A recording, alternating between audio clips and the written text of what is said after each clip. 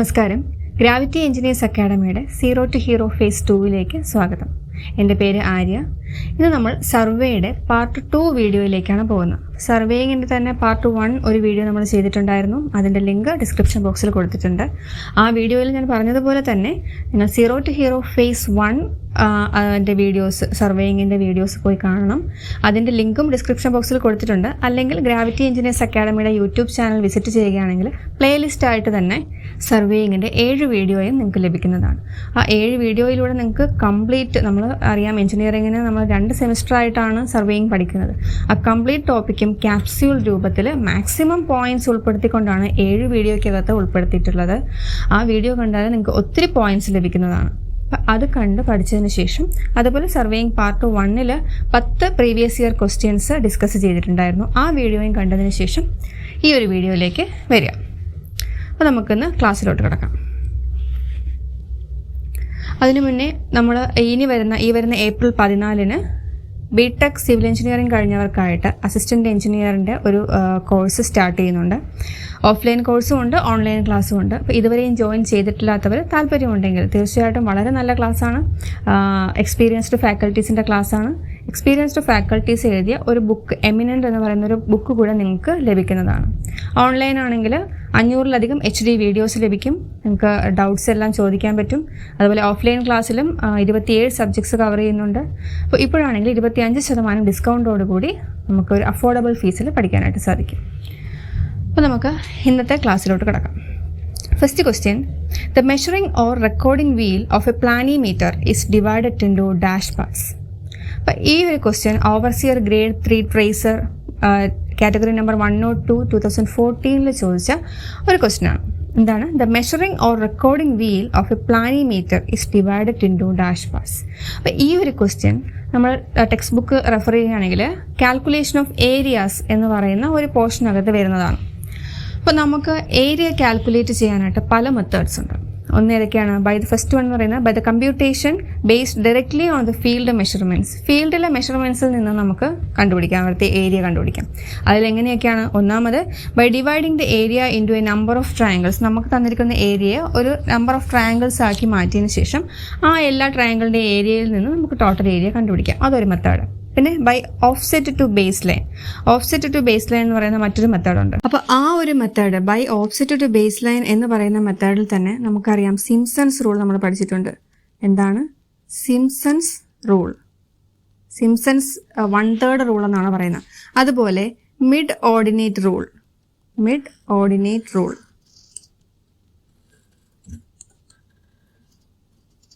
Simpsons 1/3 rule, mid ordinate rule, അതുപോലെ average ordinate rule,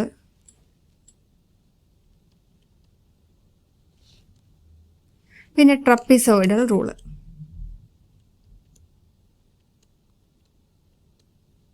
ഇത്രയും methods ഈ ബൈ ഓഫ്സെറ്റ് ടു ബേസ് ലൈനിനകത്ത് വരുന്നതാണ്. അതിനകത്ത് ഏറ്റവും ഇമ്പോർട്ടൻ്റ് ആയിട്ടുള്ളത് സിംപ്സൺസ് 1/3 റൂളാണ്. അപ്പോൾ നമ്മൾ ഈ 4 മെത്തേഡ്സ് പറഞ്ഞാൽ ഏറ്റവും പ്രിസൈസ് ആയിട്ടുള്ള മെത്തേഡ് എന്ന് പറയുന്നത് സിംപ്സൺസ് 1/3 റൂളാണ്. അതിൽ ഇത് അല്ലാതെ ചോദിക്കുന്ന ഒരു ക്വസ്റ്റ്യൻ എന്ന് പറയുന്നത് സിംപ്സൺസ് 1/3 റൂൾ എപ്പോഴാണ് നമുക്ക് യൂസ് ചെയ്യാൻ പറ്റുന്നത്? അതായത് നമ്പർ ഓഫ് ഡിവിഷൻസ് ഈവൻ ആകണം. നമ്പർ ഓഫ് ഡിവിഷൻസ് ഈവൻ ആകണം. ഈവൻ നമ്പർ ഓഫ് ഡിവിഷൻസ് ഉണ്ടെങ്കിൽ നമുക്ക് സിംപ്സൺസ് റൂള് അപ്ലൈ ചെയ്യാൻ പറ്റും. ഈവൻ നമ്പർ ഓഫ് ഡിവിഷൻസ് എന്ന് പറഞ്ഞാൽ എന്താണ്? നമ്പർ ഓഫ് ഓർഡിനേറ്റ്സ് ഓഡ് ആയിരിക്കണം. അപ്പോൾ ഓർഡിനേറ്റ്സ് ഓഡ് എന്ന് പഠിച്ചാൽ മതി. ഡിവിഷൻസ് ഈവൻ ആയിരിക്കണം. അതായത് നമ്പർ ഓഫ് ഓർഡിനേറ്റ്സ് ഓഡ് ആയിരിക്കണം. ഓഡ് നമ്പർ ഓഫ് ഓർഡിനേറ്റ്സ് ഉള്ളപ്പോഴാണ് സിംപ്സൺസ് 1/3 റൂള് യൂസ് ചെയ്യാൻ. അപ്പോൾ മാത്രമേ സിംപ്സൺസ് 1/3 റൂള് യൂസ് ചെയ്യാൻ പറ്റൂ. അപ്പോൾ അതൊരു പ്രീവിയസ് ഇയർ ക്വസ്റ്റ്യൻ ആണ്. അപ്പോൾ ഈ ഒരു 4 മെത്തേഡ്സ് നമുക്കുണ്ട് എന്ന് മനസ്സിലാക്കിയിരിക്കുക. അതെല്ലാം ഏതാണ്? Base line, offset to base line മെത്തേഡിനകത്ത് വരുന്നതാണ്. പിന്നെ നമുക്ക് ലാറ്റിറ്റ്യൂഡ് ആൻഡ് ഡിപ്പാർച്ചർ വെച്ചിട്ട് കണ്ടുപിടിക്കാം. ഡബിൾ മെറിഡിയൻ ഡിസ്റ്റൻസ് മെത്തേഡ് ഉണ്ട്, അല്ലെങ്കിൽ ഡബിൾ പാരലൽ ഡിസ്റ്റൻസ് മെത്തേഡ്. അപ്പോൾ ഇതൊക്കെ നെയിം ഓർമ്മിച്ച് വെച്ചിരുന്നാൽ മതി. പിന്നെ ഉള്ളത് by the computation based on measurement of scale from map. നമ്മൾ മാപ്പിനകത്ത് ഒരു പർട്ടിക്കുലർ സ്കെയിലായിരിക്കുമല്ലോ ഫീൽഡിലുള്ളതിന് ഒരു പർട്ടിക്കുലർ സ്കെയിലായിരിക്കും മാപ്പിൽ വരച്ചിട്ടുള്ളത്. അപ്പോൾ അതിൻ്റെ ഏരിയ കണ്ടുപിടിച്ചിട്ട് നമുക്ക് ആ ഒരു സ്കെയിലിൽ നിന്ന് ലാർജ് സ്കെയിലോട്ട് മാറ്റിയാലും നമുക്ക് ടോട്ടൽ ഏരിയ കിട്ടും. അതുപോലെ തന്നെ ഒരു മെത്തേഡാണ് ബൈ മെക്കാനിക്കൽ മെത്തേഡ്. അവിടെയാണ് എന്ത് വരുന്നത്? പ്ലാനിമീറ്റർ വരുന്നത്. പ്ലാനിമീറ്റർ എന്താണ്? It is a device which measures the area of a plan of any shape very accurately. അപ്പോൾ നമുക്കറിയാം, നമുക്കൊരു ബിൽഡിങ്ങിൻ്റെ പ്ലാൻ ആണെങ്കിൽ അതിനകത്ത് എപ്പോഴും സ്ക്വയർ, റെക്ടാങ്കുലർ ഷേപ്പൊക്കെ ആയിരിക്കും കൂടുതലായിട്ടുള്ളത്. പക്ഷേ ഒരു ജോഗ്രഫിക്കൽ ഏരിയയുടെ പ്ലാൻ അല്ലെങ്കിൽ മാപ്പ് എടുത്തു കഴിഞ്ഞാൽ ഇറഗുലർലി ഉള്ള ഷേപ്സ് ആയിരിക്കും കാണുന്നത്. അപ്പം അങ്ങനെ ഏത് ഒരു ഇറഗുലർലി ഉള്ള ഷേപ്പിൻ്റെയും ഏരിയ കണ്ടുപിടിക്കാൻ നമ്മൾ യൂസ് ചെയ്യുന്ന ഒരു ഡിവൈസാണ് എന്ത്? പ്ലാനിമീറ്റർ. ഇപ്പോൾ 2 ടൈപ്പാണ് പ്ലാനിമീറ്റർ ഉള്ളത്. അതൊക്കെ പേര് മാത്രം പഠിക്കുക. ആംസ്ലർ പ്ലാനിമീറ്ററും ഉണ്ട്, അതുപോലെ റോളർ പ്ലാനിമീറ്ററും ഉണ്ട്. അപ്പോൾ ഇതാണ് ഒരു പ്ലാനിമീറ്ററിൻ്റെ ഫിഗർ. ഇപ്പോൾ ഇതിനകത്ത് നോക്കുമ്പോൾ അതിനകത്ത് ഒരു പോൾ ആം ഉണ്ട്, ഒരു ട്രേസർ ആം ഉണ്ട്, പിന്നെ ഒരു ട്രേസർ ഉണ്ട്, അതുപോലെ ഒരു മെഷറിംഗ് വീലുണ്ട്, ഒരു സപ്പോർട്ട് വീലുണ്ട്. അതിനകത്ത് ഈ മെഷറിംഗ് വീല് എത്ര പാർട്സ് ആയിട്ട് ഡിവൈഡ് ചെയ്തിട്ടുണ്ട് എന്നാണ് ക്വസ്റ്റ്യൻ. ഈ മെഷറിംഗ് വീലിനെ എത്ര പാർട്സ് ആയിട്ട് ഡിവൈഡ് ചെയ്തിട്ടുണ്ട്? 100 പാർട്സ് ആയിട്ട് മെഷറിംഗ് വീലിനെ ഡിവൈഡ് ചെയ്തിട്ടുണ്ട്. അപ്പോൾ ഇതുപോലെ പോളാം, ട്രേസർ ആമൊക്കെ ഏത് ഡിവൈസിൻ്റെ പാർട്സ് ആണെന്ന് ചോദിക്കുകയാണെങ്കിൽ നമുക്കറിയാം എന്താണ് പ്ലാനിമീറ്റർ. പ്ലാനിമീറ്റർ എന്തിനാണ് യൂസ് ചെയ്യുന്നതെന്ന് ചോദിച്ചാൽ ഒരു മാപ്പിലെ ഇറഗുലർലി ഉള്ള ഏരിയ കണ്ടുപിടിക്കാൻ വേണ്ടി യൂസ് ചെയ്യുന്ന ഡിവൈസാണ് പ്ലാനിമീറ്റർ. അപ്പോൾ നമ്മുടെ ക്വസ്റ്റ്യൻ എന്തായിരുന്നു? Measuring or recording wheel. അപ്പോൾ നമ്മൾ പറഞ്ഞു മെഷറിംഗ് വീൽ എന്നാണ് നമ്മൾ പറഞ്ഞത്. അതിൻ്റെ വേറൊരു പേരെന്താണ്? Recording wheel of A planimeter is divided into dash parts. അപ്പോൾ നമ്മുടെ ആൻസർ എത്രയാണ്? 100 പാർട്സ്. നമുക്ക് രണ്ടാമത്തെ ക്വസ്റ്റ്യനിലോട്ട് പോവുകയാണെങ്കിൽ the north end of A compass needle deflect downward in which hemisphere. ഈ ഒരു കാര്യം അറിയാനായിട്ട് നമുക്കൊരു ഫിഗർ വെച്ച് ഒരു കൺസെപ്റ്റ് മനസ്സിലാക്കാം. അപ്പോൾ ഈ ഒരു ഫിഗറിൽ നോക്കുകയാണെങ്കിൽ ഈ ഒരു എർത്തിന് നമ്മൾ 2 ഹെമിസ്ഫിയർ ആയിട്ട് ഡിവൈഡ് ചെയ്താൽ മുകളിൽ വരുന്നതാണ് നോർത്തേൺ ഹെമിസ്ഫിയർ, താഴെ വരുന്ന പോർഷനാണ് സദേൺ ഹെമിസ്ഫിയർ ആണല്ലോ. അപ്പോൾ നോർത്ത് പോൾ എന്ന് പറയുന്നത് ഈ ഒരു പോർഷനിൽ വരും, സൗത്ത് പോൾ എന്ന് പറയുന്നത് ഈ ഒരു പോർഷനിൽ വരും. ഇനി നമ്മൾ എർത്തിന് ആസ് എ ഹോൾ, എർത്ത് ഒരു മാഗ്നറ്റ് ആയിട്ടാണ് ആക്ട് ചെയ്യുന്നത്. അങ്ങനെയാണെങ്കിൽ എർത്തിൻ്റെ കോറിൽ നോക്കുമ്പം അവിടെ ഇങ്ങനെ ഒരു മാഗ്നറ്റാണ്, മുകളിലേക്ക് സൗത്തും താഴോട്ട് നോർത്തും. അതായത് നോർത്തേൺ ഹെമിസ്ഫിയറിനെ ഫേസ് ചെയ്തിട്ട് അവിടെ സൗത്ത് ആണുള്ളത്, സദേൺ ഹെമിസ്ഫിയറിലേക്ക് നോർത്താണ്. അപ്പോൾ ഈ ഒരു ഫിഗർ ഇങ്ങനെ മനസ്സിൽ ഓർമ്മിച്ച് വെക്കാമെങ്കിൽ നമുക്ക് ഇനി വരുന്ന ക്വസ്റ്റ്യൻസിനൊക്കെ ആൻസർ ചെയ്യാൻ പറ്റും. ഇനി നമ്മൾ ആലോചിച്ച് നോക്കിയേ, ഒരു മാഗ്നറ്റ് കൊണ്ട് നമ്മൾ ഫ്രീ ആയിട്ട് ഈ ഒരു നോർത്ത് പോളിൽ കൊണ്ട് ഹാങ് ചെയ്യുകയാണെങ്കിൽ എന്ത് സംഭവിക്കും? നമുക്കറിയാം ആ നോർത്ത് പോളിൽ നോക്കുമ്പം എർത്തിൻ്റെ കോറിൽ നിന്ന് സൗത്ത് ആണ് മുകളിലേക്ക് നിൽക്കുന്നത്. എപ്പോഴും ഓപ്പോസിറ്റ് പോൾസ് ആണ് അട്രാക്ട് ചെയ്യുന്നത് അല്ലേ? അങ്ങനെയാണെങ്കിൽ നമ്മൾ ഈ നോർത്ത് പോളിൽ ഒരു മാഗ്നറ്റ് കൊണ്ട് കെട്ടിത്തൂക്കിക്കഴിഞ്ഞാൽ അതിൻ്റെ നോർത്ത് ആയിരിക്കുമോ സൗത്ത് ആയിരിക്കുമോ താഴേക്ക് ഫേസ് ചെയ്യുന്നത്? നോർത്ത് ആയിരിക്കും. കാരണം ഈ സൗത്തിന് ഓപ്പോസിറ്റ് ആയിട്ടുള്ള നോർത്ത് ആയിരിക്കും. നമ്മൾ ഒരു മാഗ്നറ്റ് കെട്ടി തൂക്കുകയാണെങ്കിൽ അതിൻ്റെ നോർത്ത് ആയിരിക്കും താഴേക്ക് നിൽക്കുക, സൗത്ത് മുകളിലേക്ക് നിൽക്കും. ഇനി സദേൺ ഹെമിസ്ഫിയറിലാണെങ്കിലോ, നമ്മൾ സദേൺ ഹെമിസ്ഫിയറിൽ ഒരു മാഗ്നറ്റ് കൊണ്ട് കെട്ടി തൂക്കുകയാണെങ്കിൽ ഇവിടെ നോർത്താണുള്ളത്. അപ്പോൾ ഏത് പോർഷൻ ആയിരിക്കും? ആ മാഗ്നറ്റിൻ്റെ സൗത്ത് ആയിരിക്കും താഴേക്ക് നിൽക്കുന്നത്, നോർത്തായിരിക്കും മുകളിലേക്ക് നിൽക്കുന്നത്. ഇനി നമ്മൾ ഇക്വേറ്ററിലാണ് കൊണ്ടുവയ്ക്കുന്നതെങ്കിലോ, ഈ ഇക്വേറ്ററിലാണ് നമ്മളൊരു മാഗ്നറ്റ് കൊണ്ടുവയ്ക്കുന്നതെങ്കിൽ അത് ഹൊറിസോണ്ടലി ആയിരിക്കും നിൽക്കുന്നത്. ആ ഒരു കാര്യം മനസ്സിലാക്കി കഴിഞ്ഞാൽ നമുക്ക് ഇനി ക്വസ്റ്റ്യനിലോട്ട് പോകാം. എന്തായിരുന്നു question? The north end of A compass needle deflect downward in which hemisphere എന്നാണ്. അപ്പോൾ നോർത്ത് എൻഡ് താഴേക്ക് നിൽക്കണമെങ്കിൽ അത് ഏത് ഹെമിസ്ഫിയർ ആയിരിക്കും? നോർത്ത് എൻഡ് താഴേക്ക് നിൽക്കണം എന്നുണ്ടെങ്കിൽ അത് നോർത്തേൺ ഹെമിസ്ഫിയർ ആയിരിക്കും. അപ്പോൾ നമ്മുടെ ക്വസ്റ്റ്യനിൽ നോർത്തേൺ ഹെമിസ്ഫിയർ ആണോ ആൻസർ? നോർത്തേൺ ഹെമിസ്ഫിയർ ആയിരിക്കും. അപ്പോൾ ആ ഒരു ഫിഗർ മാത്രം ഓർമ്മിച്ച് വെച്ച് കഴിഞ്ഞാൽ നമുക്ക് ഈ ഒരു ക്വസ്റ്റ്യൻ്റെ ഏത് സദേൺ ഹെമിസ്ഫിയറിൽ ചോദിച്ചാലും തിരിച്ചും ചോദിക്കാം. സദേൺ ഹെമിസ്ഫിയറിൽ ഒരു മാഗ്നറ്റ് നമ്മൾ ഹാങ് ചെയ്യുകയാണെങ്കിൽ ഏത് പോർഷൻ ആയിരിക്കും ഡൗൺവേർഡ് ആയിട്ട് വരുന്നത് എന്ന് ചോദിക്കാം. അപ്പോൾ ആ ഒരു ഫിഗർ മാത്രം നന്നായിട്ട് അറിയാമെങ്കിൽ നമുക്കത് ചെയ്യാവുന്നതേ ഉള്ളൂ. അടുത്ത question, invar tape is made up of an alloy of. സ്റ്റീലിൻ്റെയും നിക്കലിൻ്റെയും അലോയാണ്. നമുക്ക് എല്ലാ ഓപ്ഷനിലും സ്റ്റീലും നിക്കലും തന്നെയാണ് ഉള്ളത്. അത് ഓരോന്നും എത്ര പെർസെൻറ്റേജ് ആണ് എന്നാണ് അറിയേണ്ടത്. അപ്പോൾ നമുക്ക് ഈ ഒരു ക്വസ്റ്റ്യൻ നമുക്ക് ചെയിനിങ്ങിനകത്ത് വരുന്നതാണ്. Instruments for linear measurements. അപ്പോൾ നിങ്ങൾ ചെയ്യാനുള്ളത് ഈ ഒരു ക്വസ്റ്റ്യൻ കാണുമ്പോൾ നമ്മുടെ കയ്യിൽ റെഫറൻസ് ബുക്കായാലും ശരി, അല്ലെങ്കിൽ നമ്മുടെ ഫേസ് 1 വീഡിയോസിലായാലും ചെയിനിൻ്റെ വീഡിയോസ് എടുക്കുക, അല്ലെങ്കിൽ ചെയിൻ നമ്മൾ ടെക്സ്റ്റ് ബുക്കിൽ എടുത്തതിന് ശേഷം ഇപ്പോൾ ഈ ഒരു ക്വസ്റ്റ്യനകത്ത് ലീനിയർ മെഷറിംഗ് ഇൻസ്ട്രുമെൻറ്റ്സ് ആണ് വരുന്നത്. ആ ഒരു ഇൻട്രൊഡക്ഷൻ പോർഷനാണ് ചെയിനിങ്ങിൻ്റെ ഇൻട്രൊഡക്ഷൻ പോർഷൻ. ഏതൊക്കെ എക്യുപ്മെൻറ്റ്സ് ആണ് നമ്മൾ യൂസ് ചെയ്യുന്നത്? അതിനകത്ത് നമുക്ക് ആരോസ് കാണും, പെഗ് കാണും, ക്രോസ് സ്റ്റാഫ് കാണും, ചെയിൻ കാണും, ടേപ്പ് കാണും. അപ്പോൾ ഇതിനകത്ത് നമ്മളിപ്പോൾ ചെയിനും ടേപ്പും മാത്രമേ പറയുന്നുള്ളൂ, കാരണം നമ്മുടെ ക്വസ്റ്റ്യൻ അതാണ്. നിങ്ങൾ ചെയ്യാനുള്ളത് അതുമായിട്ട് ബന്ധപ്പെട്ട് വരുന്ന ബാക്കി എല്ലാ എക്യുപ്മെൻസിനെ കുറിച്ചും ഒന്ന് വായിച്ച് പോയിൻ്റായിട്ട് എഴുതി തന്നെ വയ്ക്കാൻ ശ്രമിക്കുക.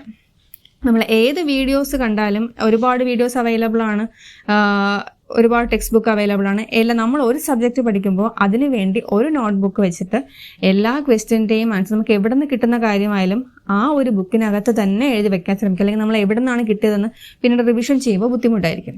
അപ്പോൾ ആ ഒരു ക്വസ്റ്റ്യൻ ഒരു ടെക്സ്റ്റ് ബുക്കിൻ്റെ നോട്ട്ബുക്ക് എടുക്കുക, ആ ടെക്സ്റ്റ് ബുക്കിൽ നിന്ന് കിട്ടുന്ന ഡീറ്റെയിൽസും അധികം വരുന്ന കാര്യങ്ങളെല്ലാം അതിനകത്ത് എഴുതി വയ്ക്കാം. അപ്പോൾ നമ്മളിവിടെ പഠിക്കാൻ പോകുന്നത് ലീനിയർ മെഷറിംഗ് ഇൻസ്ട്രുമെൻറ്റ്സ് ആണ്. അതിനകത്ത് ഏതൊക്കെയാണ്? ചെയിനും ഉണ്ട്, ടേപ്പും ഉണ്ട്. അപ്പോൾ ഈ ഒരു ചെയിനിൻ്റെയും ടേപ്പിൻ്റെയൊക്കെ കാര്യം, ഈ ചെയിനിൻ്റെ തന്നെ വളരെ ഡീറ്റെയിൽ ആയിട്ട് ഫേസ് 1 വീഡിയോയിലും ഉണ്ട്. അപ്പോൾ നിങ്ങൾ ചെയിനിങ്ങിൻ്റെ ആ വീഡിയോ തീർച്ചയായിട്ടും കാണണം. അപ്പോൾ നമുക്ക് അതിൻ്റെ കുറച്ച് കാര്യങ്ങൾ മാത്രം പറയുക. ഫസ്റ്റ് മെട്രിക് ചെയിനിൽ നമ്മളിപ്പോൾ പറയുന്നത് IS കോഡാണ്. ഈ മെട്രിക് ചെയിനിൻ്റെ റിക്വയർമെൻറ്റ്സ് ഒക്കെ കൊടുത്തിട്ടുള്ള IS കോഡ് ഏതാണ്?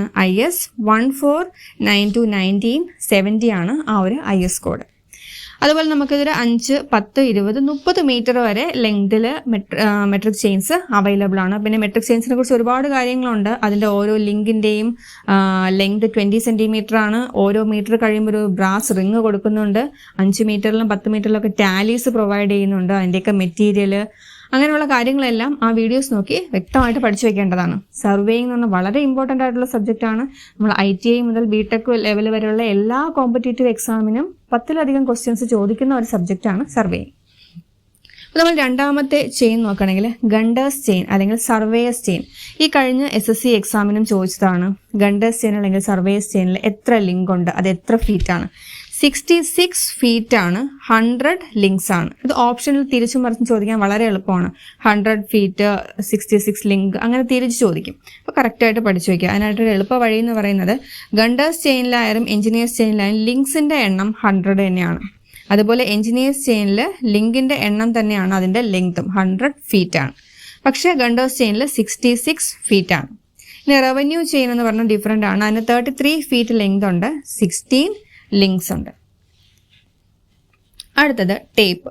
ഇപ്പം ടേപ്പിൻ്റെ classification according to the material, അത് മാനുഫാക്ചർ ചെയ്തിരിക്കുന്ന മെറ്റീരിയൽ ഏതാണ് എന്നതിനനുസരിച്ചാണ് ഈ ടേപ്പിനെ ക്ലാസിഫൈ ചെയ്തിട്ടുള്ളത്.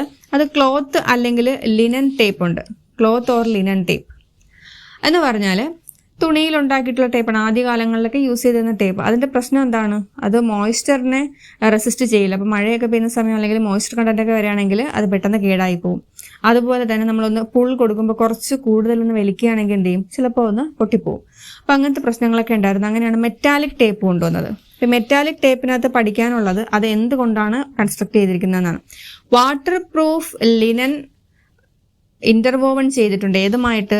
ബ്രാസ്, കോപ്പർ അല്ലെങ്കിൽ ബ്രോൺസ് വയേഴ്സും വാട്ടർ പ്രൂഫ് ലിനൻ വയേഴ്സും കൂടെ ഇന്റർവോവൺ ചെയ്തിട്ടാണ് ഈ മെറ്റാലിക് ടേപ്പ് കൺസ്ട്രക്ട്. അപ്പോൾ ക്ലോത്ത് അല്ലെങ്കിൽ ലിനൻ ടേപ്പിനെക്കാളും സുപ്പീരിയർ ക്വാളിറ്റി ആയിരിക്കും ഈ ഒരു മെറ്റാലിക് ടേപ്പിന് വരുന്നത്. അത് കഴിഞ്ഞ് സ്റ്റീൽ ടേപ്സ് വന്നു. അത് സ്റ്റീലാണ് യൂസ് ചെയ്യുന്നത്. അപ്പോൾ കുറച്ചുകൂടെ സുപ്പീരിയർ ക്വാളിറ്റി ആയി. പക്ഷെ അതിലും ക്രീപ്പ് പോലത്തെ പ്രശ്നങ്ങളൊക്കെ വരും. അപ്പോൾ ഏറ്റവും നല്ല ക്വാളിറ്റി ഉള്ള ടേപ്പ് എന്ന് പറയുന്നത് ഇൻവാർ ടേപ്പ് തന്നെയാണ്. ഇൻവാർ ടേപ്പ് എന്ന് പറഞ്ഞാൽ ഇൻവാർ എന്ന് പറഞ്ഞാൽ അതൊരു അലോയി ആണ് അല്ലേ. നിക്കൽ 36% നിക്കലും 64% സ്റ്റീലും ചേർന്ന ഒരു അലോയി ആണ് ഈ ഇൻവാർ എന്ന് പറയുന്നത്. അപ്പോൾ നമ്മുടെ ക്വസ്റ്റ്യനും അത് തന്നെയായിരുന്നു.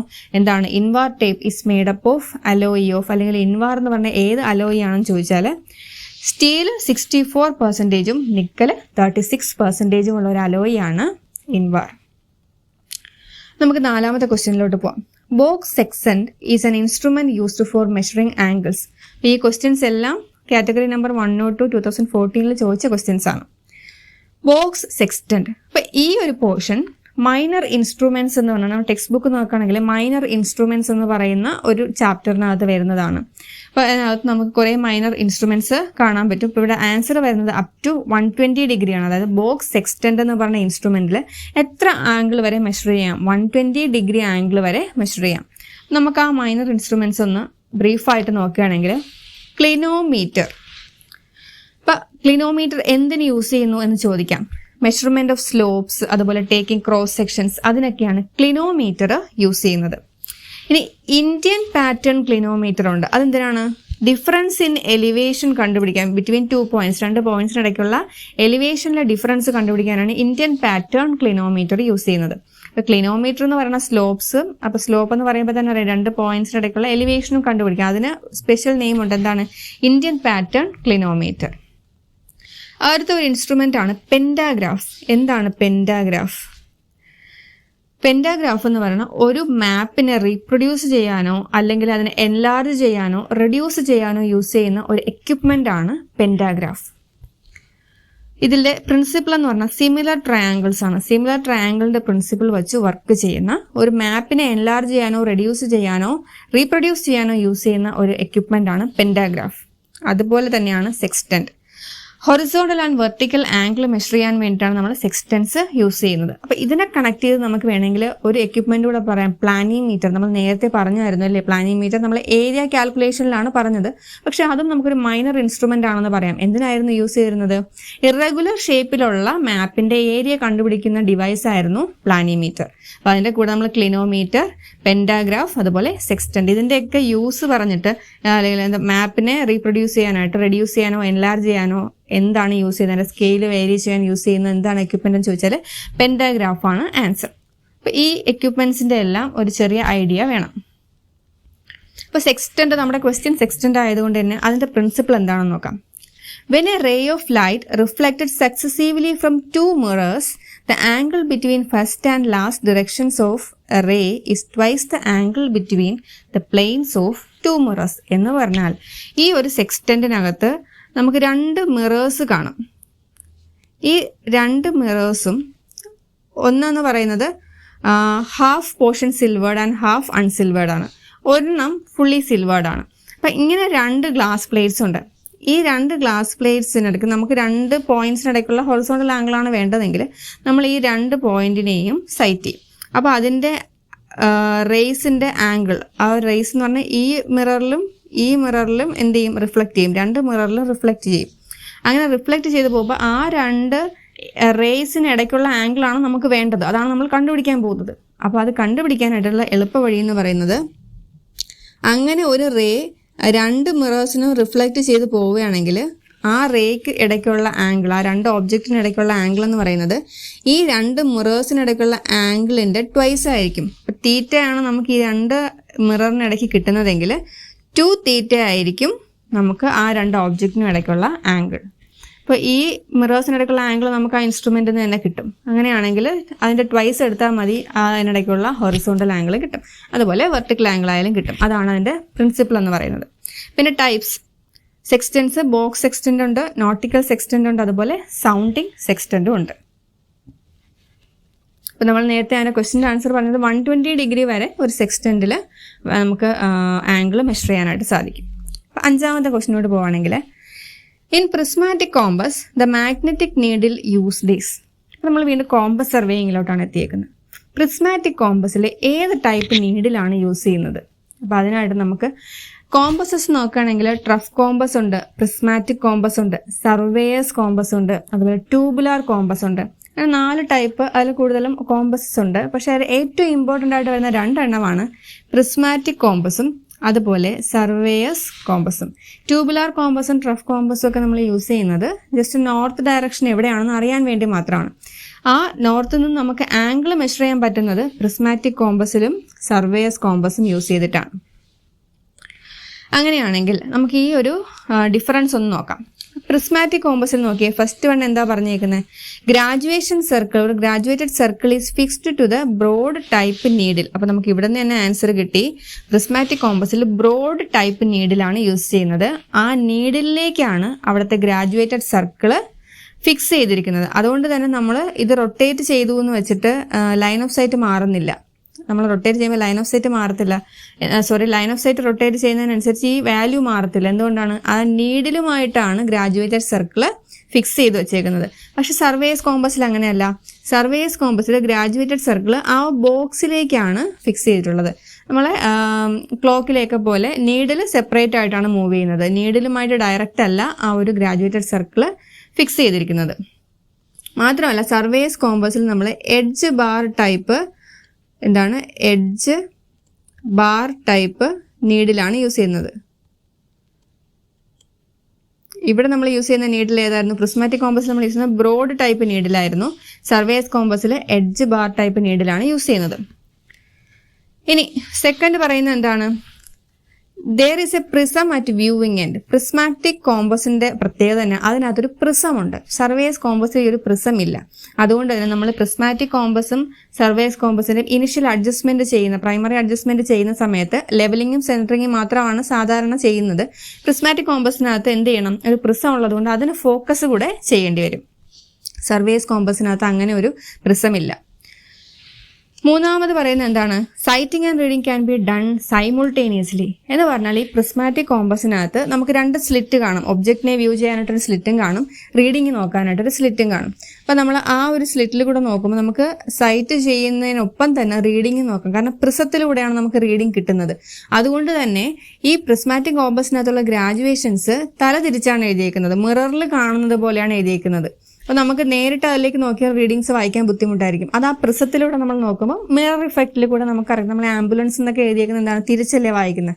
അതുപോലെ നമുക്ക് പ്രിസത്തിലൂടെ നോക്കുമ്പോഴത്തേക്കും കറക്റ്റ് ആയിട്ടുള്ള റീഡിങ് കിട്ടും. അങ്ങനെയാണ് പ്രിസ്മാറ്റിക് കോമ്പസ്. പക്ഷെ സർവേയസ് കോമ്പസിനകത്ത് അങ്ങനെയൊന്നുമല്ല. അത് ഡയറക്റ്റ് തന്നെയാണുള്ളത്. അതിനകത്ത് ഡയറക്റ്റ് ആണ് നമുക്ക് റീഡിംഗ് എന്ന പ്രിസം ഒന്നുമില്ല. നമ്മൾ റീഡിംഗ് നോക്കുന്നത് അതിൻ്റെ ടോപ്പ് ഗ്ലാസ്സിൽ കൂടെ നോക്കുകയാണ് ചെയ്യുന്നത്. പ്രത്യേകം സ്ലിറ്റ് ഒന്നുമില്ല. അപ്പോൾ അവിടെ ആ ഒരു പ്രിസം വ്യൂ ചെയ്യാനായിട്ട് എന്തില്ല? ഒരു പ്രിസം ഒന്നുമില്ല. പിന്നെ പ്രിസ്മാറ്റിക് കോമ്പസിൽ മാഗ്നറ്റിക് നീഡിൽ ഒരു ഇൻഡെക്സ് ആയിട്ട് ആക്ട് ചെയ്യുന്നില്ല. കാരണം മാഗ്നറ്റിക് നീഡിലും ഗ്രാജുവേറ്റഡ് സർക്കിളും ഒത്താണ് മൂവ് ചെയ്യുന്നത്. സർവേയസ് കോമ്പസിലാണെങ്കിൽ magnetic needle act acts an index. അതുപോലെ അടുത്തത് എന്താണ്? Graduations are whole circle bearing. വളരെ ഇമ്പോർട്ടൻ്റ് ആയിട്ടുള്ള കാര്യമാണ്. പ്രിസ്മാറ്റിക് കോമ്പസിലെ ഗ്രാജുവേഷൻസ് ഹോൾ സർക്കിൾ ബെയറിങ്സ് ആണ്. അതായത് 0 to 360 ഡിഗ്രി ആണ് അത് വേരി ചെയ്യുന്നത്. പക്ഷേ നമ്മുടെ സർവേയസ് കോമ്പസിൽ ക്വാഡ്രന്റൽ ബെയറിംഗ് സിസ്റ്റമാണ് യൂസ് ചെയ്യുന്നത്. അതായത് റെഡ്യൂസ്ഡ് ബെയറിംഗ് സിസ്റ്റമാണ് യൂസ് ചെയ്യുന്നത്. 0 to 90 ഡിഗ്രി ആണ് അത് വേരി ചെയ്യുന്നത്. അപ്പോൾ പ്രിസ്മാറ്റിക് കോമ്പസിനകത്ത് സൗത്തിൽ 0 ആണ് മാർക്ക് ചെയ്തിരിക്കുന്നത്. അത് ഓർമ്മിച്ച് വയ്ക്കുക. സർവേയസ് കോമ്പസിലും സൗത്തിൽ 0 തന്നെയാണ്.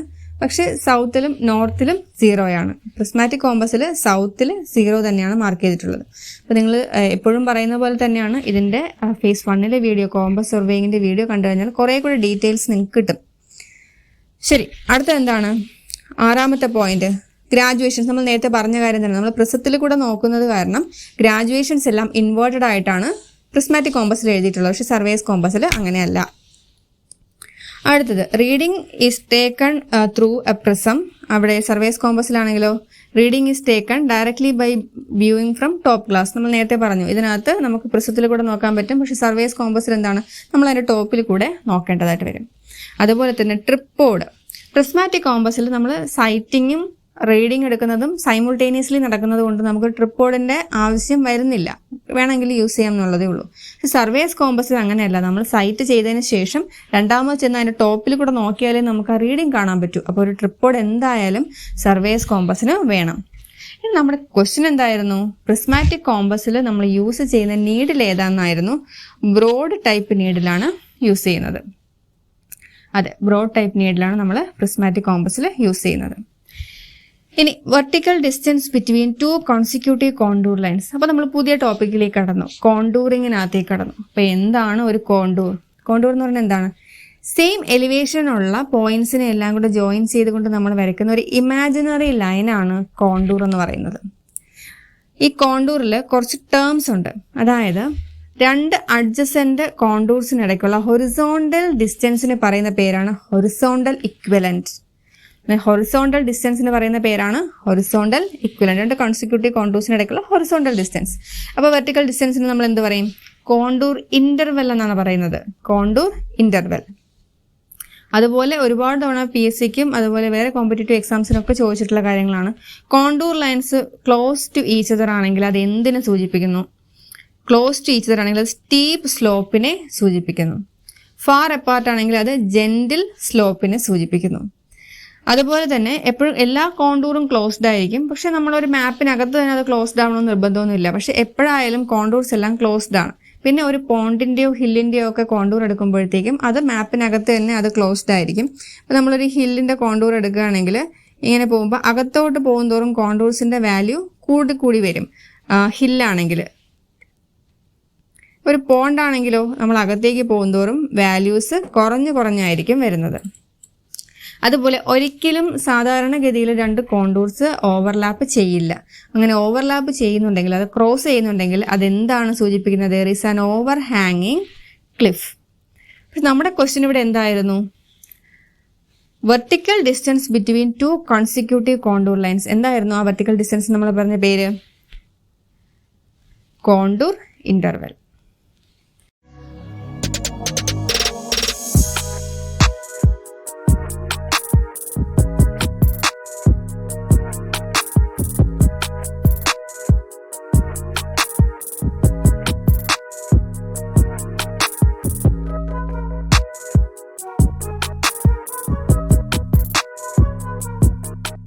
നമുക്ക് ഏഴാമത്തെ ക്വസ്റ്റ്യനിലോട്ട് പോവാം. ചെയിൻ സർവേയിങ് എന്നുള്ള ക്വസ്റ്റ്യൻ ആണ്. In chain surveying perpendiculars to chain are set out by. Chain സർവേയിങ്ങിൽ പെർപെൻഡിക്കുലർ സെറ്റ് ഔട്ട് ചെയ്യുന്നത്, അപ്പോൾ നമ്മൾ ആദ്യം പറഞ്ഞതുപോലെ തന്നെ ചെയിൻ സർവേയിങ്ങിൻ്റെ ഇൻട്രൊഡക്ഷനായിട്ട് വരുന്ന എക്യുപ്മെൻറ്റ്സിനകത്ത് വരുന്ന കാര്യമാണ്. ചെയിൻ സർവേയിങ്ങിൽ പെർപെൻഡിക്കുലർ സെറ്റ് ഔട്ട് ചെയ്യാനായിട്ട് നമ്മൾ എന്താണ് യൂസ് ചെയ്യുന്നത്? തിയോഡലൈറ്റ് ആണോ, പ്രിസ്മാറ്റിക് കോമ്പസ് ആണോ, ഡംബി ലെവലാണോ, ഒപ്റ്റിക്കൽ സ്ക്വയർ ആണോ? അപ്പോൾ ഇങ്ങനെയൊക്കെ ഒരു ക്വസ്റ്റ്യൻ വന്നാൽ നമുക്ക് ഓപ്ഷനിൽ നിന്ന് തന്നെ നമുക്ക് ആൻസർ കണ്ടുപിടിക്കാം. ഒപ്റ്റിക്കൽ സ്ക്വയർ ആയിരിക്കും വരുന്നത്. കാരണം എന്താണ്? തിയോഡലൈറ്റോ പ്രിസ്മാറ്റിക് കോമ്പസോ ഡംബി ലെവലോ നമ്മൾ ചെയിൻ സർവേയിങ്ങിൽ യൂസ് ചെയ്യുന്നതല്ല. പക്ഷേ നമുക്ക് അറിഞ്ഞിരിക്കണം എന്തൊക്കെയാണ് ഒരു ചെയിൻ സർവേയിങ്ങിൽ പെർപെൻഡിക്കുലേഴ്സ് സെറ്റ് ഔട്ട് ചെയ്യാനായിട്ട് യൂസ് ചെയ്യുന്ന എക്യുപ്മെന്റ്സ് എന്ന്. നമ്മൾ ക്രോസ് സ്റ്റാഫ് യൂസ് ചെയ്യുന്നുണ്ട്. ഫസ്റ്റ് വൺ ക്രോസ് സ്റ്റാഫിന് ഓപ്പൺ ക്രോസ് സ്റ്റാഫ് ആകാം, ഫ്രഞ്ച് ക്രോസ് സ്റ്റാഫ് ആകാം, അഡ്ജസ്റ്റബിൾ ക്രോസ് സ്റ്റാഫ് ആകാം. ഇതൊരു ഓപ്പൺ ക്രോസ് സ്റ്റാഫാണ്, ഇതൊരു ഫ്രഞ്ച് ക്രോസ് സ്റ്റാഫാണ്. ഇനി അതുപോലെ തന്നെ വുഡൻ ക്രോസ് സ്റ്റാഫ് ഉണ്ട്. അങ്ങനെ പല ക്രോസ് സ്റ്റാഫ്സ് ഉണ്ട്. അത് പെർപെൻഡിക്കുലർ സെറ്റ് ഔട്ട് ചെയ്യാൻ നമ്മൾ ഉപയോഗിക്കുന്നതാണ്. അതുപോലത്തെ ഒരു ഇൻസ്ട്രുമെന്റ് ആണ് ഒപ്റ്റിക്കൽ സ്ക്വയർ. കുറച്ച് നേരത്തെ നമ്മൾ മൈനർ ഇൻസ്ട്രുമെന്റ് അടുത്ത് സെക്സ്റ്റന്റ് എന്താണെന്ന് പഠിച്ചു. സെക്സ്റ്റന്റ് എന്തായിരുന്നു ഓർമ്മയുണ്ടോ? എന്ന് വെച്ചാൽ സെക്സ്റ്റന്റ് എന്ന് പറഞ്ഞാൽ നമുക്ക് ഹൊറിസോണ്ടൽ ആംഗിൾ മെഷർ ചെയ്യണം. അതിനകത്ത് 2 ഗ്ലാസ് പ്ലേറ്റ് ഉണ്ട്. അപ്പോൾ ആ ഹൊറിസോണ്ടൽ ആംഗിൾ മെഷർ ചെയ്യാനുള്ള 2 മെറ്റീരിയലിന് അല്ലെങ്കിൽ 2 പോയിന്റ് നമ്മൾ സൈറ്റ് ചെയ്താൽ ആ ലൈൻസിനിടയ്ക്കുള്ള ആംഗിൾ ഈ മിററിന്റെ ആംഗിളിന്റെ ട്വൈസ് ആയിരിക്കും എന്നാണ് നമ്മളോട് പ്രിൻസിപ്പിൾ പറഞ്ഞത്. അപ്പോൾ ഇവിടെയും ഏകദേശം പ്രിൻസിപ്പിൾ അതുപോലെയൊക്കെ തന്നെയാണ്. അവിടെ നമ്മൾ ഓരോ ആംഗിൾ കണ്ടുപിടിക്കാൻ നേരത്തും ഈ 2 മിററിന്റെയും ആംഗിൾ മാറിക്കൊണ്ടിരിക്കും. പക്ഷേ ഇവിടെ ഒപ്റ്റിക്കൽ സ്ക്വയറിൽ, അതും ഒരു PSC ക്വസ്റ്റ്യൻ ആണ്, ഒപ്റ്റിക്കൽ സ്ക്വയറിൽ 2 ഗ്ലാസ് പ്ലേറ്റിനിടയ്ക്കുള്ള ആംഗിൾ എത്രയാണ്? It is 45 degree. ഒരുപാട് തവണ PSC ചോദിച്ച ക്വസ്റ്റ്യൻ ആണ് 45 ഡിഗ്രി. അത് ഒപ്റ്റിക്കൽ സ്ക്വയറിന് മാത്രമല്ല, പ്രിസം സ്ക്വയറിനായാലും 2 ഗ്ലാസ് പ്ലേറ്റിനിടയ്ക്കുള്ള ആംഗിൾ 45 ഡിഗ്രി തന്നെയാണ്. അടിവരയിട്ട് പഠിച്ചോളാം. അപ്പോൾ ഇനി ഒന്ന് ആലോചിച്ച് നോക്കി, ഇത് നമ്മൾ ഫിക്സ് ചെയ്ത് വെച്ചേക്കണം. ഈ 45 ഡിഗ്രി നമ്മൾ ഫിക്സ് ചെയ്ത് വെച്ചേക്കുകയാണെങ്കിൽ ഈ 2 ഗ്ലാസ് പ്ലേറ്റിന് ഇടയ്ക്കുള്ള ആംഗിളിന്റെ ട്വൈസ് ആയിരിക്കും നമുക്ക് ഫീൽഡിൽ കിട്ടുന്നതെന്നാണ് നമ്മൾ പഠിച്ചത്. അപ്പോൾ ഈ 45 ഡിഗ്രി ആണെങ്കിൽ നമുക്ക് ഫീൽഡിൽ എത്ര ഡിഗ്രി കിട്ടും? 90 ഡിഗ്രി കിട്ടും. അതായത് പെർപെൻഡിക്കുലർ സെറ്റ് ഔട്ട് ചെയ്യാൻ വേണ്ടിയിട്ടാണ് നമ്മൾ ഒപ്റ്റിക്കൽ സ്ക്വയറും പ്രിസം സ്ക്വയറും യൂസ് ചെയ്യുന്നത്. അവിടെ ഇതുപോലെ തന്നെയാണ്. ഒരു ഗ്ലാസ് പ്ലേറ്റ് എന്ന് പറയുന്ന ഹാഫ് സിൽവേർഡ്, ടോപ്പിൽ മാത്രം സിൽവറിങ് ചെയ്തിട്ടുണ്ട്, ബോട്ടത്തിൽ ചെയ്തിട്ടില്ല. രണ്ടാമത്തെ ഗ്ലാസ് പ്ലേറ്റ് ഫുള്ളി സിൽവേർഡ് ആണ്. അപ്പോൾ അതിനിടയ്ക്കുള്ള ആംഗിൾ 45 ഡിഗ്രിയാണ്. അപ്പോൾ ഈ ആംഗിൾ 45 ഡിഗ്രി ആണെന്നുള്ളത്, അതുപോലെ 2 ഗ്ലാസ് പ്ലേറ്റ് യൂസ് ചെയ്യുന്നു എന്നുള്ളത്, അതിൽ ഒന്ന് ഹാഫ് സിൽവേർഡ് ആണ്, ഹാഫ് അൺസിൽവേർഡ് ആണ്. അതുപോലെ പ്രിസം സ്ക്വയറിലെയും 2 ഗ്ലാസ് പ്ലേറ്റ്സിനിടയ്ക്കുള്ള ആംഗിൾ 45 ഡിഗ്രിയാണ്. ഇതെല്ലാം ഓരോ പ്രീവിയസ് ഇയർ ക്വസ്റ്റ്യൻ ആണ്. അപ്പോൾ നമ്മുടെ ക്വസ്റ്റ്യൻ എന്തായിരുന്നു? ചെയിൻ സർവേയിങ്ങിൽ പെർപെൻഡിക്കുലർ സെറ്റ് ഔട്ട് ചെയ്യാൻ നമ്മൾ യൂസ് ചെയ്യുന്ന ഡിവൈസ് ഏതെന്നാണ് നമ്മുടെ ക്വസ്റ്റ്യൻ. അതെന്താണ്? അപ്പോൾ ഒപ്റ്റിക്കൽ സ്ക്വയർ. അതുപോലെ ക്രോസ് സ്റ്റാഫും open cross staff, French cross staff, അത് ഏത് ചോദിച്ചാലും ഇതിനകത്ത് വരുന്നത് തന്നെയാണ്. നമുക്ക് 8ാമത്തെ ക്വസ്റ്റ്യനിലോട്ട് പോകാം. Error due to ranging is always. ഇനി നമ്മൾ പറയാൻ പോകുന്ന 8ാമത്തെ ക്വസ്റ്റ്യൻ തൊട്ടുള്ളതെല്ലാം draftsman grade 3 harbour category number 72/2019 ചോദിച്ച ക്വസ്റ്റ്യൻ ആണ്. ഇനിയുള്ള 3 ക്വസ്റ്റ്യൻസ്. അപ്പോൾ എറർ ഡ്യൂ ടു റേഞ്ചിങ് കാരണമുള്ള എറർ. അപ്പോൾ നമ്മൾ ചെയിൻ സർവേയിങ്ങിൽ തന്നെയാണ്. അപ്പോൾ നമുക്ക് കുറച്ച് നിങ്ങൾക്ക് ബൈഹാർട്ട് ചെയ്ത് വെക്കേണ്ട കാര്യമാണ്. Errors in chaining. അപ്പോൾ ഇൻകറക്റ്റ് ലെങ്ത് ഓഫ് ടേപ്പ് ആണെങ്കിൽ അത് ക്യുമുലേറ്റീവ് എറർ ആണ്. അത് പോസിറ്റീവും ആകാം, നെഗറ്റീവും ആകാം. ബാഡ് റേഞ്ചിങ്, അതാണ് നമ്മുടെ ക്വസ്റ്റ്യന് ചോദിച്ചിട്ടുള്ളത്. റേഞ്ചിങ് കാരണം ഉണ്ടാകുന്ന എറർ, അതൊരു ക്യുമുലേറ്റീവ് ആയിട്ടുള്ള പോസിറ്റീവ് എറർ ആണ്. അതുപോലെ ടേപ്പ് നോട്ട് സ്ട്രെച്ച്ഡ് ഹൊറിസോണ്ടലി, അങ്ങനെയാണെങ്കിലും അത് ക്യുമുലേറ്റീവ് പോസിറ്റീവ് എറർ ആണ്. എറർ ഡ്യൂ ടു ടെമ്പറേച്ചറും ക്യുമുലേറ്റീവ് എറർ ആണ്. അത് പോസിറ്റീവും ആകാം, നെഗറ്റീവും ആവാം. ഇനി വേരിയേഷൻ ഇൻ പുൾ എന്ന് പറയുന്നത് ഒരു കോമ്പൻസേറ്റിംഗ് എറർ ആണ്. അതും പോസിറ്റീവോ നെഗറ്റീവോ ആകാം. ഇത് നിങ്ങൾ ബൈ ഹാർട്ട് ചെയ്യാനാണ് വേണ്ടത്. ഇത്രയും കാര്യങ്ങൾ ബൈ ഹാർട്ട് ചെയ്ത് വെച്ചിരുന്നാൽ ഡയറക്റ്റ് നമുക്ക് ക്വസ്റ്റ്യൻ ആൻസർ ചെയ്യാൻ പറ്റും. അതുപോലെ error in marking tape length compensating എററാണ്. ഡ്യൂ ടു സാഗ് ആണെങ്കിൽ അത് ക്യുമുലേറ്റീവ് എററാണ്. നമ്മുടെ ക്വസ്റ്റ്യന് ചോദിച്ചിട്ടുള്ളത് എന്താണ്? Bad ranging. ബാഡ് റേഞ്ചിങ് കാരണം ഉണ്ടാകുന്നത് ക്യുമുലേറ്റീവ് എററാണ്. ഇനി നമ്മൾ 9ാമത്തെ ക്വസ്റ്റ്യനിലേക്കാണ് പോകുന്നത്. Line joining the points of equal dip. Equal dip ഉള്ള പോയിന്റ്സിനെ ജോയിൻ ചെയ്യുന്ന ലൈനിന് പറയുന്ന പേരെന്താണ്? അതിന് പറയുന്ന പേര് ഐസോക്ലിനിക് ലൈൻസ് എന്നാണ്. ഐസോക്ലിനിക് ലൈൻസ് ആണ് നമ്മൾ ഈക്വൽ ഡിപ്പ് ഉള്ള പോയിന്റ്സിന് യൂസ് ചെയ്യുന്നത്. ഐസോക്ലിനിക് ലൈൻസ് ആണ്. ഇനി അക്ലിനിക് ലൈൻസ് എന്ന് പറഞ്ഞാൽ എന്താണ്? സീറോ ഡിപ്പ് ഉള്ള പോയിന്റ്സിനെ ജോയിൻ ചെയ്തുകൊണ്ട് വരയ്ക്കുന്ന ലൈൻസ് ആണ് അക്ലിനിക് ലൈൻസ്. അങ്ങനെയാണെങ്കിൽ ഐസോഗോണിക് ലൈൻസ് എന്ന് പറഞ്ഞാൽ എന്താണ്? സെയിം ഡിക്ലിനേഷൻ ഉള്ള പോയിന്റ്സിനെ കണക്ട് ചെയ്ത് വരയ്ക്കുന്ന ലൈനാണ് ഐസോക്ലിനിക് ലൈൻസ്. Same declination. അപ്പോൾ അഗോണിക് ലൈൻസോ സീറോ ഡിക്ലിനേഷൻ ഉള്ള പോയിന്റ്സിനെ കണക്ട് ചെയ്യാനായിട്ട് സീറോ ഡിക്ലിനേഷൻ ഉള്ള പോയിന്റ്സിനെ കണക്ട് ചെയ്ത് വരയ്ക്കുന്ന ലൈനാണ് അഗോണിക് ലൈൻസ്. ഇപ്പം ഡിപ്പും ഡിക്ലിനേഷൻ എന്താണെന്ന് അറിയണം. ഡിപ്പ് എന്ന് പറയുന്നത് നമ്മളൊരു മാഗ്നറ്റ് ഫ്രീ ആയിട്ട് ഹാങ് ചെയ്യുകയാണെങ്കിൽ ആ മാഗ്നറ്റ് പോകുന്ന ഡയറക്ഷൻ എർത്തിന്റെ സർഫസുമായിട്ട് മേക്ക് ചെയ്യുന്ന ആംഗിളിനെയാണ് ഡിപ്പ് എന്ന് പറയുന്നത്. അതായത് മാഗ്നറ്റിക് ലൈൻസ് ഓഫ് ഫോഴ്സും ഹൊറിസോണ്ടലുമായിട്ട് മേക്ക് ചെയ്യുന്ന ആംഗിളാണ് ഡിപ്പ്. അപ്പോൾ നമ്മൾ ആലോചിച്ച് നോക്കുകയാണെങ്കിൽ നമ്മൾ നേരത്തെ പറഞ്ഞതാണ് എർത്തിനെ ഒരു മാഗ്നറ്റായിട്ട് കൺസിഡർ ചെയ്യുമ്പോൾ നോർത്തേൺ ഹെമിസ്ഫിയറിലും സദേൺ ഹെമിസ്ഫിയറിലും എന്താണ് സംഭവിക്കുന്നത് എന്നൊക്കെ നമ്മൾ പറഞ്ഞു. അപ്പോൾ ഒന്ന് ആലോചിച്ച് നോക്കി, പോൾസിൽ നമ്മൾ നോർത്ത് പോളിലായാലും സൗത്ത് പോളിലായാലും പോളിൽ ഒരു മാഗ്നറ്റിനെ ഫ്രീ ആയിട്ട് ഹാങ് ചെയ്യുകയാണെങ്കിൽ അത് പെർപെൻഡിക്കുലർലി ആയിരിക്കും നിൽക്കുന്നത് അല്ലേ? നമ്മൾ ഒരു എർത്തിൻ്റെ സർഫസിൽ ഒരു പോളിൽ കൊണ്ടുവന്ന് മാഗ്നറ്റിനെ കെട്ടി തൂക്കുകയാണെങ്കിൽ അത് പെർപെൻഡിക്കുലർലി ആയിരിക്കും നിൽക്കുന്നത്. കാരണം ഇവിടെ സൗത്ത് ആയതുകൊണ്ട് നോർത്ത് ആയിരിക്കും താഴേക്ക് നിൽക്കുന്നത്. അപ്പോൾ അവിടുത്തെ ഡിപ്പ് എത്രയായിരിക്കും? സർഫസുമായിട്ടുണ്ടാകുന്ന ആംഗിൾ 90 ഡിഗ്രി ആയിരിക്കും. അപ്പോൾ രണ്ട് പോളിലും ഡിപ്പ് 90 ഡിഗ്രി ആയിരിക്കും. പക്ഷെ നമ്മൾ ഇക്വേറ്ററിൽ കൊണ്ടുവരുമ്പോൾ എന്ത് ചെയ്യും? അത് ഹൊറിസോണ്ടലി ആയിരിക്കും നിൽക്കുന്നത്. ആ ഒരു മാഗ്നറ്റ് ഫ്രീ ആയിട്ട് ഹൊറിസോണ്ടലി ആയിരിക്കും നിൽക്കുന്നത്. അപ്പോൾ ഹൊറിസോണ്ടലും തമ്മിലുള്ള ആംഗിൾ 0 ആണ്. അപ്പം ഇക്വേറ്ററിൽ ഡിപ്പ് 0 ആയിരിക്കും. ഇനി എന്താണ് ഡിക്ലിനേഷൻ? ട്രൂ മെറിഡിയനും മാഗ്നറ്റിക് മെറിഡിയനും ഇടയ്ക്ക് വരുന്ന ആംഗിളിനെയാണ് നമ്മൾ ഡിക്ലിനേഷൻ എന്ന് പറയുന്നത്. അപ്പം നമ്മൾ ഇവിടുത്തെ ക്വസ്റ്റ്യൻ എന്താണ്? Line joining the points of equal dip ഉള്ള പോയിന്റ്സിനെ പറയുന്നത് ഐസോക്ലിനിക് ലൈൻസ്. സീറോ ഡിപ്പ് ആണെങ്കിൽ അക്ലിനിക് ലൈൻസ്. അതുപോലെ ഈക്വൽ ഡിക്ലിനേഷൻ ഉള്ള പോയിന്റ്സിന് ഐസോഗോണിക് ലൈൻസ് എന്നും സീറോ ഡിക്ലിനേഷൻ ഉള്ള പോയിന്റ്സിന് അഗോണിക് ലൈൻസ് എന്നുമാണ് പറയുന്നത്. നമ്മുടെ last question, the main principle of surveying is to work from. ഇത് ഒരുപാട് തവണ BSc ചോദിച്ചിട്ടുള്ള ക്വസ്റ്റ്യൻ ആണ്. ഇനി ചോദിച്ചുകൂടായികയൊന്നുമില്ല. അപ്പോൾ ഇതും ഡ്രാഫ്റ്റ്മാൻ ഗ്രേഡ് 3 72/2019 ചോദിച്ച ക്വസ്റ്റ്യൻ തന്നെയാണ്. അപ്പോൾ എല്ലാവർക്കും അറിയാവുന്ന ക്വസ്റ്റ്യൻ ആണ്. എന്താണ് സർവേയിങ്ങിൻ്റെ പ്രിൻസിപ്പിൾ? ഹോൾ ടു പാർട്ട് ആണല്ലേ. എന്തുകൊണ്ടാണ് ഹോൾ ടു പാർട്ട് എന്ന് പറയുന്നത്? നമ്മൾ പാർട്ട് ടു ഹോൾ, നമ്മൾ ചെറിയ കാര്യത്തിൽ നിന്ന് തുടർച്ചയെടുത്ത് ചെയ്ത് വലുതിലോട്ട് പോവുകയാണെങ്കിൽ ഇനിഷ്യലി നമുക്കൊരു എറർ വന്നു കഴിഞ്ഞാൽ ആ എറർ എന്ത് ചെയ്യും? ക്യുമുലേറ്റ് ചെയ്ത് അവസാനം വലിയ റീഡിങ്സ് എടുക്കും തോറും അത് വലിയൊരു എററായിട്ട് മാറും. അതുകൊണ്ടാണ് നമ്മൾ തിരിച്ച് ചെയ്യുന്നത്. ഫ്രം ഹോൾ ടു പാർട്ട്, വലുതിൽ നിന്ന് ചെറുതിലേക്കാണ് നമ്മൾ എന്ത് ചെയ്യുന്നത്? സർവേയിങ്ങിൻ്റെ പ്രിൻസിപ്പിൾ തന്നെ ഫ്രം ഹോൾ ടു പാർട്ടാണ്. അപ്പോൾ ഇത് നമ്മുടെ സർവേയിങ്ങിൻ്റെ ഇൻട്രൊഡക്ഷനാണ്. ടെക്സ്റ്റ് ബുക്കിൽ നിങ്ങൾ നോക്കുകയാണെങ്കിൽ സർവേയിങ്ങിൻ്റെ തന്നെ ഇൻട്രൊഡക്ഷനായിട്ട് കാണുന്ന പോർഷനാണ് പ്രിൻസിപ്പിൾ ഓഫ് സർവേയിങ്. അപ്പോൾ 2 പ്രിൻസിപ്പിളാണ് ഉള്ളത്. Location of a point by measurement of 2 points of റെഫറൻസും അതുപോലെ വർക്കിംഗ് ഫ്രം ഹോൾ ടു പാർട്ടും. എന്താണ് location of a point by measurement from 2 points of reference എന്ന് വെച്ചാൽ 2 പോയിന്റ് തന്നിട്ടുണ്ട്. നമുക്ക് മൂന്നാമതൊരു പോയിന്റിനെ അവിടെ ലൊക്കേറ്റ് ചെയ്യണം. അപ്പോൾ നമുക്ക് 2 കാര്യങ്ങൾ വേണം. ഒന്നുകിൽ ഇവിടെ മൂന്നാമതൊരു പോയിന്റ് വേണമെങ്കിൽ ഒന്നുകിൽ നമുക്ക് ഒരു ലെങ്ത് വേണം, ഒരു ലീനിയർ മെഷർമെൻറ്റും ഒരു ആംഗുലാർ മെഷർമെൻറ്റും വേണം. അല്ലെങ്കിൽ 2 ലീനിയർ മെഷർമെൻറ്റ്സ് വേണം, അല്ലെങ്കിൽ 2 ആംഗുലാർ മെഷർമെൻറ്റ്സ് വേണം. അങ്ങനെ നമുക്ക് 2 ഡീറ്റെയിൽസ് കയ്യിൽ ഉണ്ടെങ്കിൽ θ1 θ2 2 ഡീറ്റെയിൽസ് ഉണ്ടെങ്കിൽ 2 പോയിന്റ്സിൽ നിന്ന് മൂന്നാമതൊരു പോയിന്റ് സെറ്റ് ഔട്ട് ചെയ്യുക. അത് ഒരു പ്രിൻസിപ്പിളാണ്. അതുപോലെ to work from whole to part, ഇത് വളരെ ഇമ്പോർട്ടൻ്റ് ആയിട്ടുള്ള ഒരു പ്രിൻസിപ്പിളാണ് സർവേയിങ്ങിൻ്റെ പ്രിൻസിപ്പിൾ. ഓക്കെ, അപ്പോൾ ഇന്ന് നമ്മൾ 10 ക്വസ്റ്റ്യൻസ് നോക്കിയിട്ടുണ്ടായിരുന്നു. 2 ക്വസ്റ്റ്യൻ പേപ്പറിൽ നിന്ന് എടുത്തിട്ടുള്ള സർവേയിങ്ങിൻ്റെ 10 ക്വസ്റ്റ്യൻസ് ആണ് നോക്കിയത്. കഴിഞ്ഞ പാർട്ട് 1 വീഡിയോയ്ക്കകത്തും നമ്മൾ 10 ക്വസ്റ്റ്യൻസ്, അത് ഒരു ക്വസ്റ്റ്യൻ പേപ്പറിൽ നിന്നുള്ള 10 ക്വസ്റ്റ്യൻസ് ആണ്.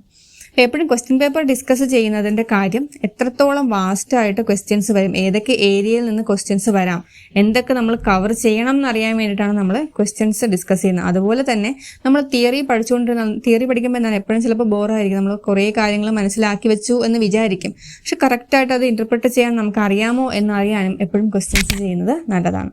അപ്പം നിങ്ങൾക്ക് ഈ ഒരു വീഡിയോ ഇഷ്ടപ്പെട്ടിട്ടുണ്ടെങ്കിൽ ലൈക്ക് ചെയ്യുക, നിങ്ങളുടെ ഫ്രണ്ട്സിനൊക്കെ ഷെയർ ചെയ്യുക. ആദ്യമായിട്ടാണ് ഞങ്ങളുടെ ചാനൽ വിസിറ്റ് ചെയ്യുന്നതെങ്കിൽ സബ്സ്ക്രൈബ് ചെയ്യുക. എല്ലാ സബ്ജക്റ്റിനും നമ്മൾ വീഡിയോസ് ചെയ്യുന്നുണ്ട്. അപ്പോൾ നിങ്ങൾ നോട്ടിഫിക്കേഷൻ കിട്ടാൻ വേണ്ടിയിട്ട് ബെൽ ബട്ടൺ കൂടെ പ്രസ് ചെയ്യുക.